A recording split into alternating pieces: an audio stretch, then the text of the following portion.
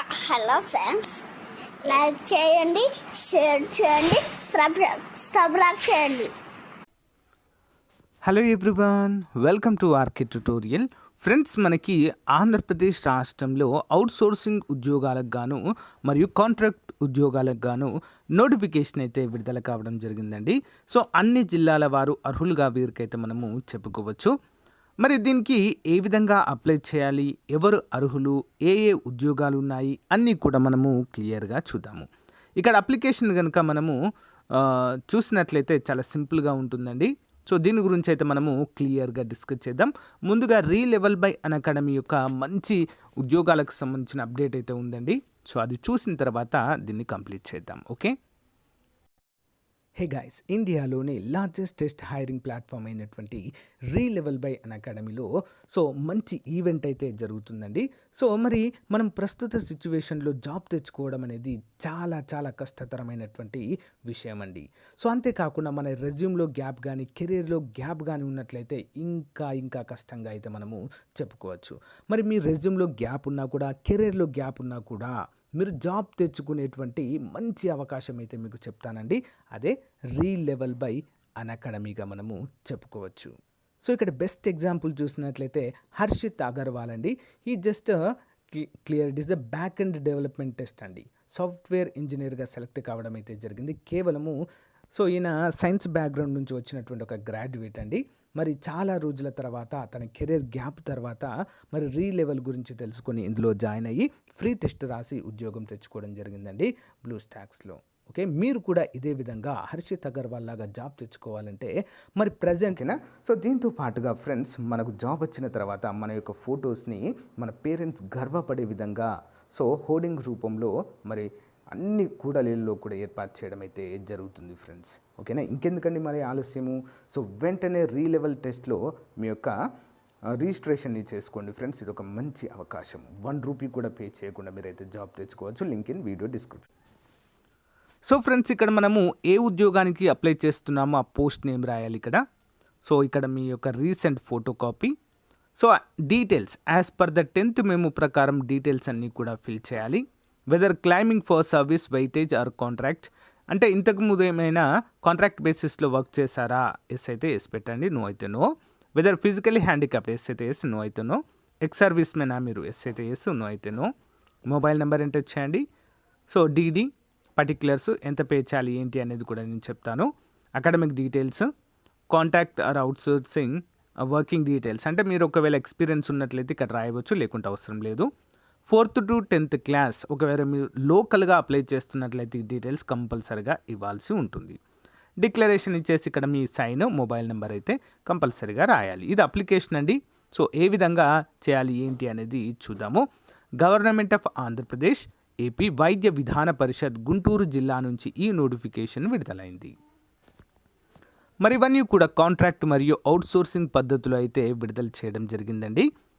So మరి last date వచ్చేసి so 18/7/2022 అండి, 10:30 13వ తారీఖు నుంచి అయితే ఇది స్టార్ట్ కావడం జరిగింది.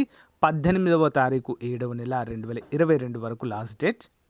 అంటే మీరు జస్ట్ ఈ రోజే దీన్ని అయితే కంపల్సరిగా పోస్ట్ చేయవలసి ఉంటుంది. ఓకేనా, గుంటూరు జిల్లాకు సంబంధించిన అభ్యర్థులు లోకల్ అవుతారండి. నాన్ లోకల్ సో అన్ని జిల్లాల వారు కూడా అప్లై అయితే చేసుకోవచ్చు. మరి ఇందులో మనకి థియేటర్ అసిస్టెంట్ ఒకటి ఉంది. సో ఆడియోమెట్రిక్ టెక్నీషియన్ ఒకటి ఉంది, బయోమెడికల్ ఇంజనీర్ ఒకటి ఉంది, ప్లంబర్ 2 ఉన్నాయి, ఎలక్ట్రీషియన్ 3 ఉన్నాయి, మొత్తం 8 ఉన్నాయి.